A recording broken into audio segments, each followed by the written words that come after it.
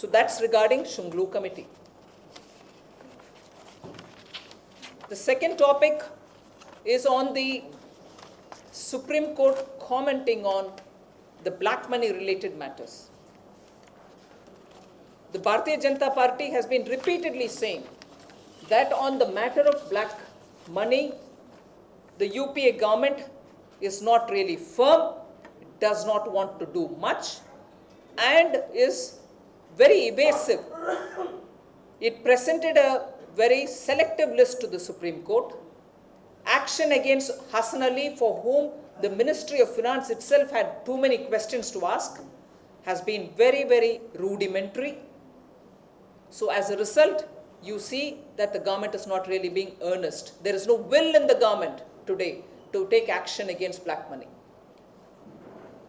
We certainly ask, and rightly the Supreme Court has also raised the issue, the government will have to come out openly on what kind of names they have obtained in the list that they obtained from the various banks outside. They have to come out on what kind of investigation has gone into identifying the source of the black money. They have not mentioned anything till today.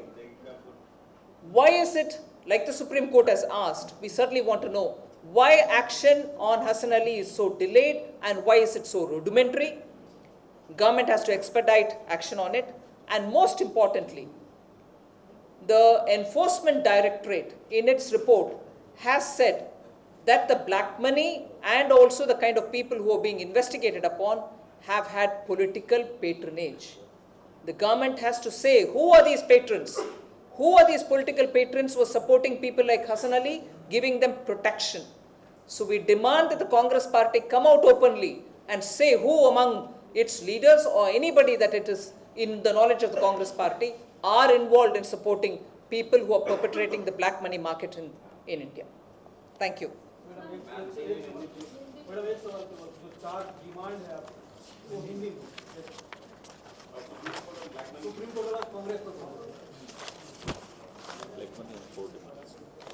Shunglu Committee की report, पहला report जनवरी में आया, second and the third report अभी पिछले सप्ताह में बाहर आई और उसका वेबसाइट में भी डाला गया है. बहुत सारे विषय इसके ऊपर से रिपोर्ट से निकल आए हैं और भारतीय जनता पार्टी की डिमांड 4 है. उसके ऊपर प्राइम मिनिस्टर ने शुंगलू कमेटी को गठित किया है. उनके रिपोर्ट को बिना पढ़े और पढ़ने से पहले ही दिल्ली सरकार उनके कैबिनेट के द्वारा रिजेक्ट करके बैठे हैं. ये कैसे करेक्ट होगी?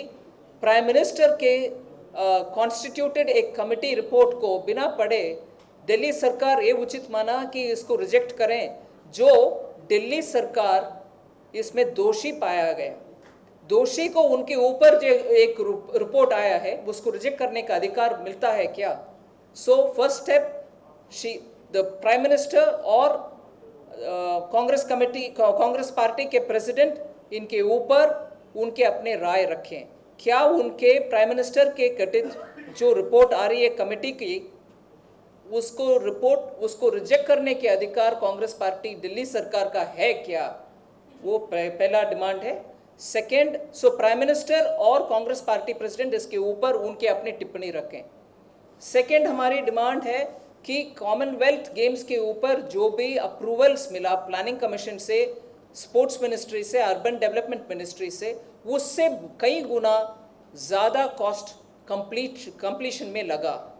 और अगर इतने गुना कॉस्ट इंक्रीज हुआ है, इसके कौन परमिशन दिया है, कौन अप्रूवल दिए हैं, इन सब के ऊपर भी जांच होना चाहिए. और इस हमारी डिमांड है कि इसके ऊपर मिनिस्ट्री ऑफ स्पोर्ट्स और अर्बन डेवलपमेंट मिनिस्ट्री भी इसके ऊपर उनके अपने रोल क्या था इसके ऊपर वो मिनिस्ट्रीज भी क्लियरली स्टेटमेंट दें. तीसरी, इतनी सारे केसेस है कॉमनवेल्थ गेम्स के ऊपर, एक सीवीसी के द्वारा हो रही है 30 या कुछ ऐसे नंबर ऑफ इंक्वायरीज और सीबीआई के जो द्वारा 4-5 जांच हो रही है, केसेस भी फाइल हो रही है. बीजेपी डिमांड्स और हमारी डिमांड ये है कि सब केसेस कॉमनवेल्थ गेम्स की इकट्ठा एक ही इंस्टीट्यूशन के अंदर आए जिससे उनका मॉनिटरिंग हम सब का ईजी होगा, सुविधा होगी. और फोर्थ, इसका एक टाइम डेडलाइन रखें कि शुंगलू कमेटी के रिकमेंडेशंस को एक्शन उसके ऊपर करने के लिए, एक्शन टेकन रिपोर्ट लगाने के लिए और उसके जो भी रिकमेंडेशन है उसके ऊपर एक्शन लेने के लिए, लीगल एक्शन लेने के लिए टाइम लिमिट रखें और उसको गवर्नमेंट अनाउंस करें। सो 4 है हमारी डिमांड शुंगलू कमेटी के रिपोर्ट के अवसर पर। ब्लैक मनी के ऊपर जो सुप्रीम कोर्ट अभी आजकल बहुत सारे प्रश्न उठा रहे हैं वो सब सही है।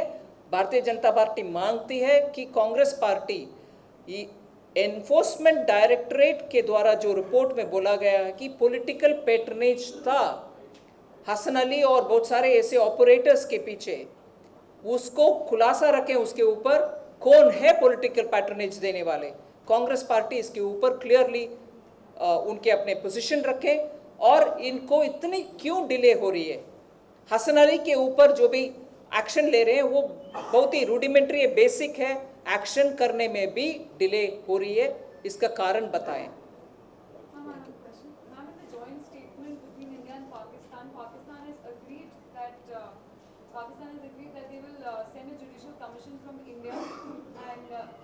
From Pakistan. Will allow Judicial Commission from India to travel to Pakistan and question the perpetrators of 26/11. And India has also agreed that once the Samjhauta Express blasts are over, they will share information with Pakistan. What is your view? Is it going to take, any sort of a final outcome is going to come out of it, or is it just eyewash and it's not like a promise that is going to yield?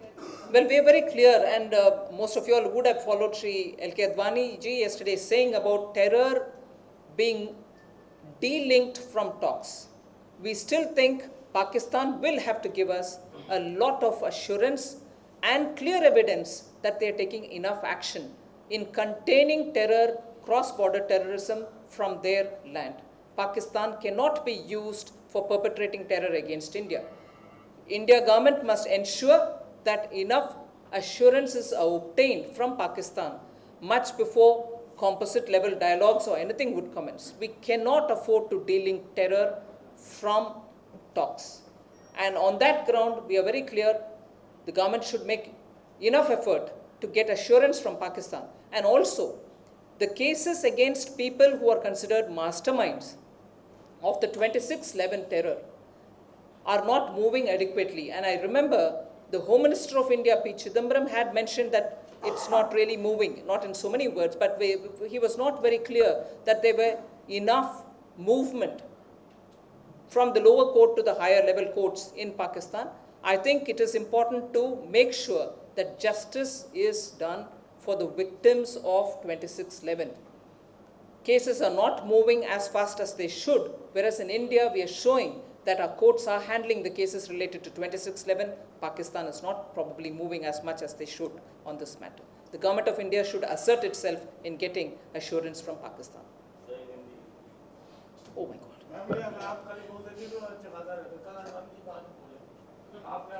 नहीं, why? Advani ji has given you the final word on the matter, hasn't he?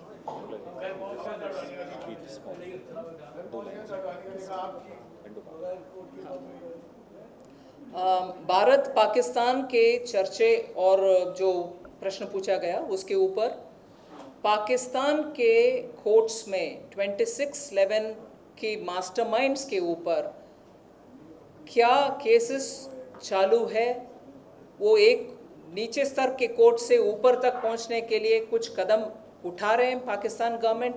Cases आगे बढ़ रही है, नहीं बढ़ रही है, इस विषयों के ऊपर हमें इतना जानकारी नहीं है। और एक बार हमारी यूनियन गृह मंत्री कमेंट भी कर चुके हैं कि जितने स्पीड में भारतीय कोर्ट्स में 26/11 के परपेट्रेटर्स के खिलाफ केसेस हो रही है, उतनी स्पीड में पाकिस्तान में केसेस शायद आगे नहीं बढ़ रही है।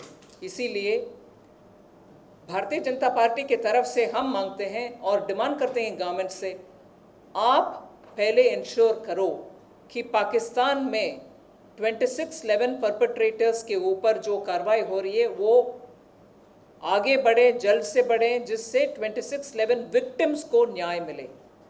ये एश्योरेंस ज़रूर लेना है। और कल जैसे हमारे लीडर LK अडवाणी जी ने प्रेस मीट मुंबई में बोले टेरर को टॉक्स से अलग करने का कोशिश ना करें। पाकिस्तान के ऊपर हमारे दबाव रखना चाहिए कि आप टेररिज्म को बंद करो, क्रॉस बॉर्डर टेररिज्म को बंद करो। टॉक्स फॉर टॉक्स सेक से कुछ फ़ायदा नहीं है। हम आगे बढ़ना है, अमन और शांति रहना ही चाहिए, मगर ये नहीं है कि हम बार बार टेरर के वजह से विक्टिम हम हो और कुछ कार्रवाई नहीं होते। Thank you. पहले थोड़ा